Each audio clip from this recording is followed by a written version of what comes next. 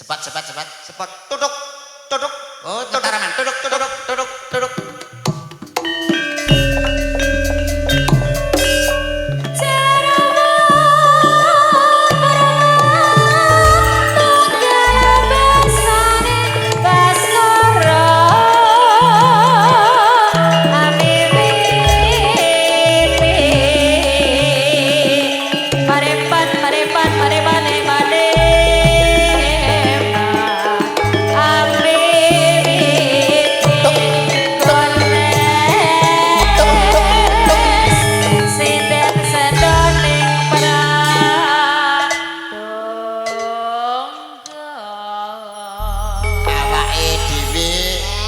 Wong Jawa Timur, betul. Main ning Jawa Tengah.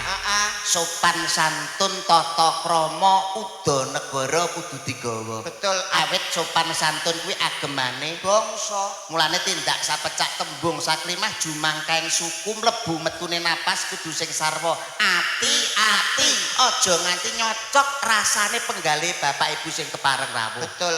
Kenalan Mas. Kenalan. Ada pepatah Mengatakan tak kenal maka tak kaplok, tak sayang. Iya, kenal. Ini nyedak ini. Nuwun pangapunten boten ngirangi Subasita lan Trapsila kepareng badhe nderek pitepangan. Asmanipun Mbak sinten? Dalem Dede Inces Kang Mas. Sinten? Dede Inces. Dede Inces. Ya Allah Gusti, lagi iki lha aku pirsa piyayi kok kaya ngono. Yuh setinik-tinik rambuté memak ngembang bakung ireng meles janjanges pantes genduk ninik niki luar biasa sanget. Jenenge iki apik. Inces. Mbak Inces. Mas, Inces Mas. lambune ngene iki to Mas. Iya. Mas. Nah, ampun Inces gini kecak gini. Nuwun pangapunten Mbak Nggih Inces. Kang Mas. Panjenengan menika pidalem saking pundi nggih? Kula saking Semarang Kang Mas. Saking Semarang Kota Nggih. Lumpia. Nggih, Allah. Nyuwun pangapunten. Wong Semarang kok ayune kaya ngono ndahne. Apik jan. Nuwun pangapunten. Nggih, pripun? Saking Semarang kalau wau tabuh pinten piyambakan apa sareng kanca-kanca? Piyambakan sakmenika. Panjenengan piyambakan? Nggih. Ya ampun. Wong edan.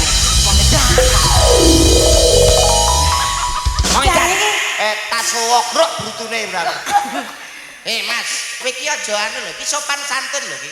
Kenalane kok pitik ngendhok, ciri wanci lelewo ginawa mati sor meja no ulane. Aja gelo wis dadi tata carane. Kok iso mbok sogrok? Ora iso kenalan.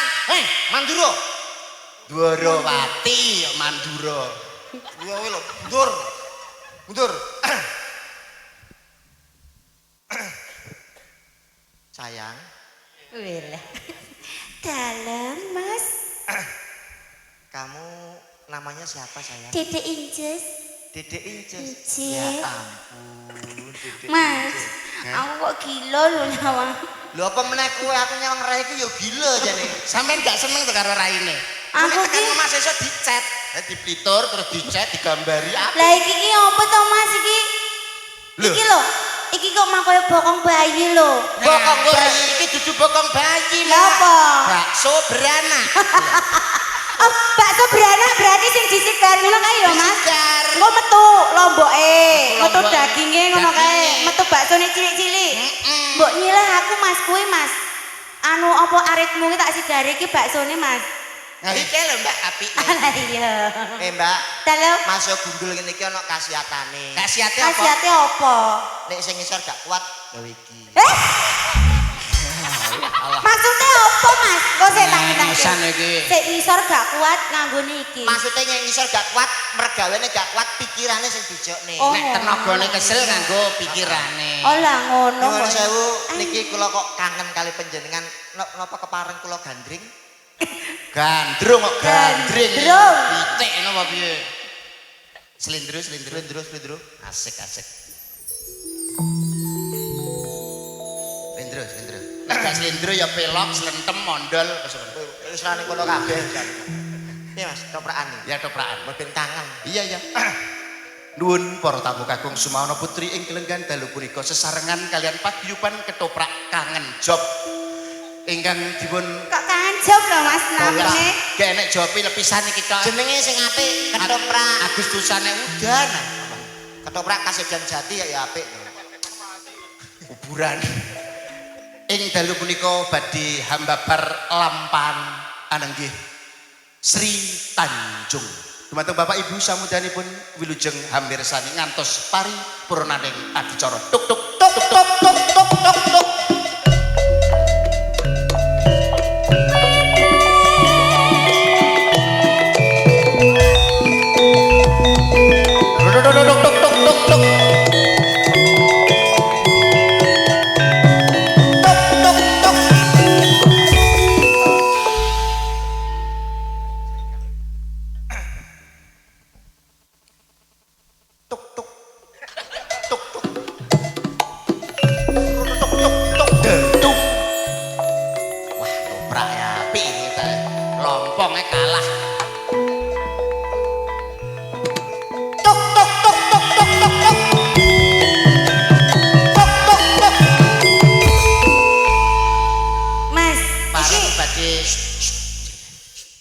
Wawan pangandikan.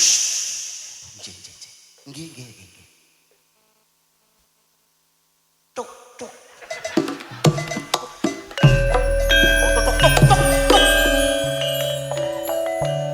Wes sik iki mau lakone apa, Mas? Tuk tuk tuk tuk tuk.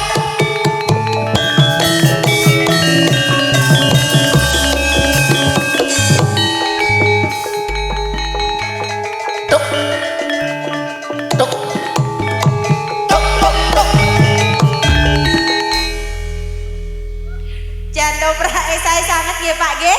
Muni otok nek tonyo cangkemmu lho. Muni otok nah. Lah iya, Toprak sewengi taktuk taktuk. Ngomongmu ki lho sok kapan Mas ngomongmu Dijo. ki lho. Aku seneng aku ngetok. Jan iki aku nunggu lho. Nunggu ki Aku ki omong. nunggu. Urung wayahe ngetuk barang. Paket mau kok.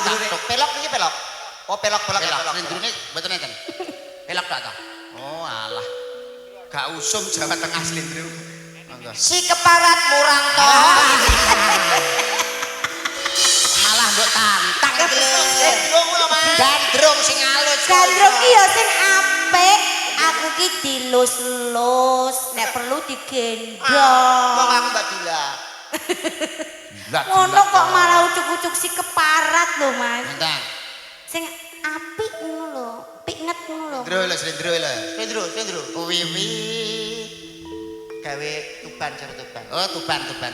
Sinebut pahlawan putri.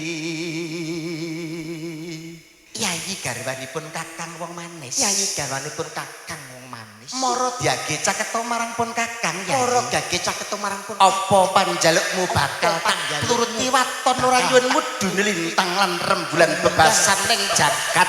Ora ana papat ning donya, ora ana lima ning bumi ya mung sawiji. Katresnanku ya mung kanggo sliramu. Mula saka kowe kene njaluk apa bakal tak pinangkani waton ora nyuwun mudhun lintang lan rembulan bakal tak Ngomong dhewe lho. iki tak warai. Marai sampe entek. Toprak sing gagah mlakune, jarik disingkap, dodo buka, bokong rodok ngedet lho. Nek kaget piye Mas, nek kaget? Oh, nek kaget? Oh. Kaget iki ngono. Oh. Pak Pujo sewok kok. Sewaka. Iya. Ketoprake wahya budaya. Wahyu. Ayo saka kene lho kowe iki lho. Kaget sik aja Kaget. Oh. Piye? Oh, kok ora enak ya kagete ya? Iya nampak abakmu dhewe ngono kok. Oh, iya bendal, Ter. Bendal. Kita nah apa-apa ki bendal. Bendal. Jarikmu ki bendal. Lah kok malah mbok tekem lho. Ngene lho disingkapno ngene lho. Jariku kedawane lho. Kedawan. Ah, dodom buka. Dodone dibuka. Bokonge ngedet. Karo ben rodok manis. Lambene ngisore dicokot sithik. Oh, bengkekan manis. Wah, iya ta manis ta. Ya. Aku sing nyawang kok Dodom kene. buka. Ayo. Bokong medet terus lambe ngisor cokot sithik ae. Mlaku. Pegah aku, Mas. Ini iki ora gagah nek ngene iki, Mas. Mas sesuk suntik ya ketoke kok ambeyenmu kok kambuh ketoke. Ambil nataku. Iya sih. Janjing kenal. Nyokote sithik ae. Aja akeh ngene lho. Biyen ki kan ketoprak, biyen kan untune dipadik emas. Mane sithik ae ngene. Nah, Amit-amit coba. karo angel. Wis biasa. Biasa. Diajeng iki lakon sriuning Mas. Sriuning, kowe sriuning awakmu Wirmiji. Wiratmaya. Ya Wiratmaya. Diajeng sriuning. Je. Aduh. Nuwun sewu. Ketoprak niku suarane sing cilik, Mbak. Ngene kula contoni nggih. Tak contoni. Diajeng sriuning katresanipun Kakang wong maneh. Bukan timbalan Kakang Wiratmaya. Ihi. Tenan. Ano?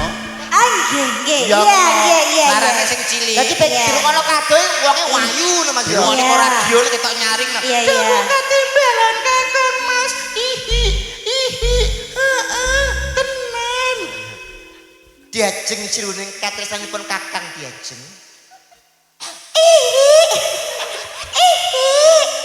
Tenan. Apik. Apa pancen kowe nyoto tresno marang pun Kakang diajeng? Ngapa? Pak Joko. Ngapa? Pak Joko. Wonten kamar kosong. Arep nyapa? Arep tak Lah jare kok ngono kok ya. ora ngono kuwi malah gilani. Biasae berarti ya. Biasa wae. Orang gawe ihi. Ora usah. Aja gawe ihi berarti. Mas. Kowe ojo ngene-ngene. Kok Pak Joko ngati karo iki jane ning kono apa to kare-kare. Pak Joko malah ngono kok. Wong edan. Masa Balura guyu nek ora nanggap kowe. Masa nurut mase wae. Jenengan ketes Pak Lurah kang pundi to? Lho lho. Endi? Ngawur. Ndi? Sing endi jajal?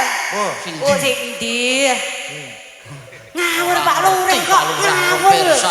Iki lho lenggah ngajeng ki Mbak lah. Niki Pak. Nggih. Guyu tok ora nanggap. Piye? Sing tenang. Pak Lurah. Lah anu bulurah ingkang pundi bulurah? Wonten pinggir.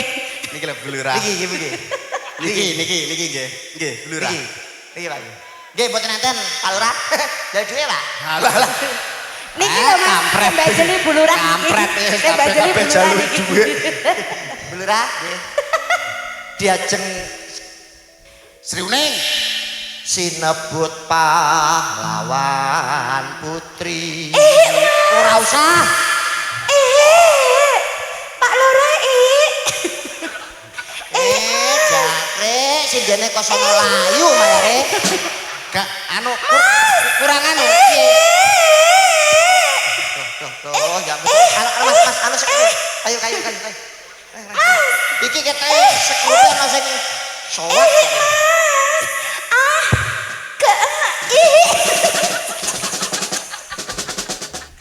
Lho malah kemajon iki lho.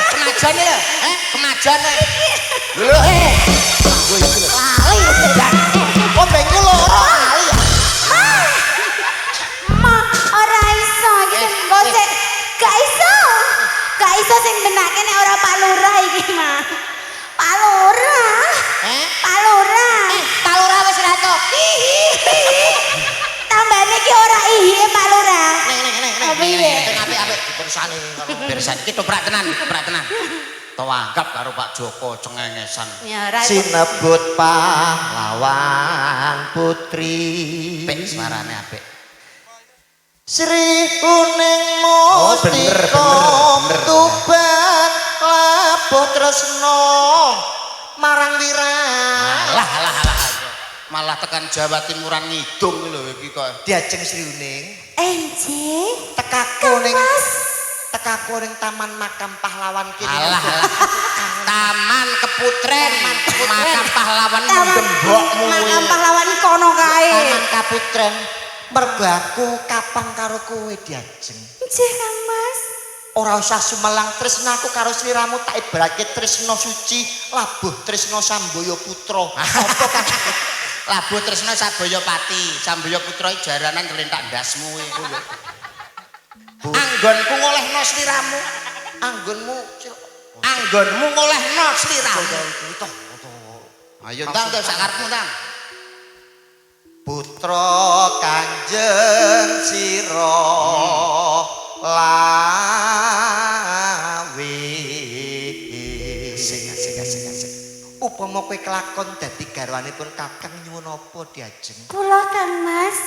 Kula nyuwun mobil. Mobil. Nggih.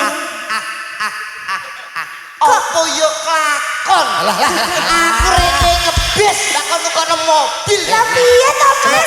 Sampeyan ki wong lanang yo kudu modal.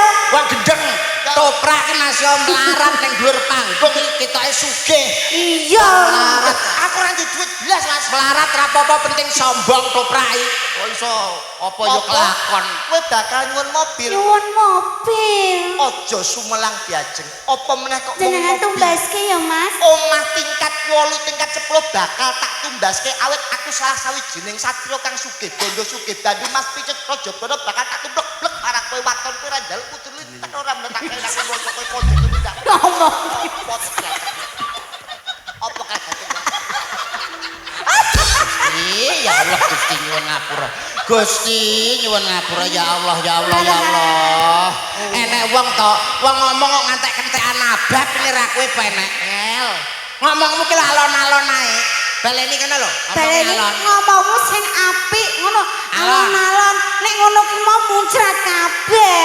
Kentekan abab kowe nah. Alon-alon Mas ya. Iya. Diajeng Sri Uning. Iji Kang Mas. Jagat tepung gelang anggonipun Kakang Upadi wanita kang bisa seneng ati kurang ngono mung kowe Diajeng. Napa nggih to Kang Kowe Mas? njaluk apa wae bakal tak turuti.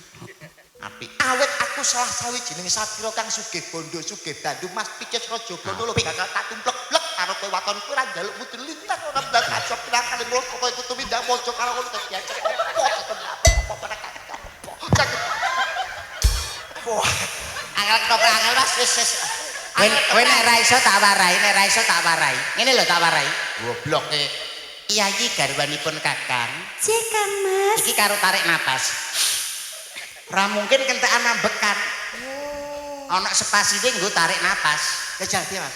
Apa panjalukmu bakal tak turuti waton ranyun mudune lintang lan remblang tarik napas. Ana spasine. Iya ta. Ora Omong. Dadi tarik napas. Nah, lagi omong. Oke. Omong-omongan.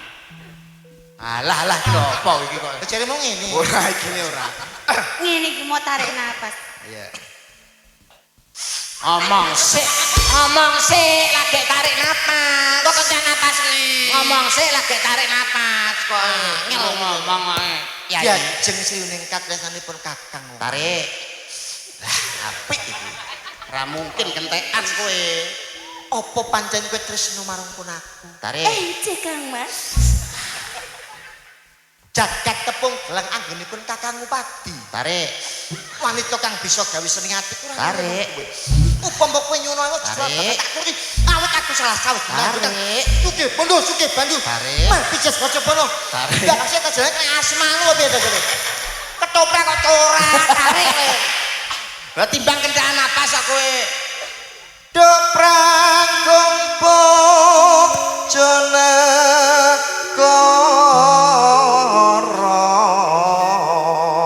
Genti sing putri aku kepengin midhangetake swaramu Aku wong pengen midhangetake swaramu wong ayu. Suara apa Mas? Swara Walah. awakmu genti sing joget kaya nari karonsih sampean sing kumasine Ini tekan iki meng Duk prangkung bojonegara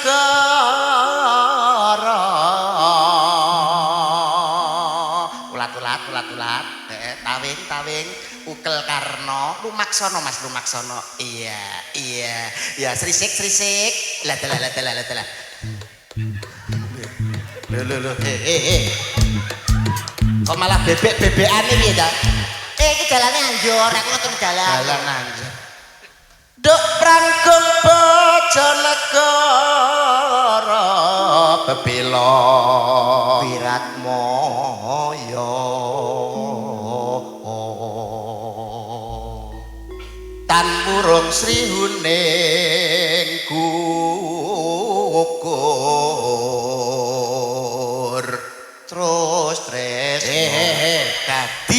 Gusti Kaning Tuhan Tuban dadi kusumane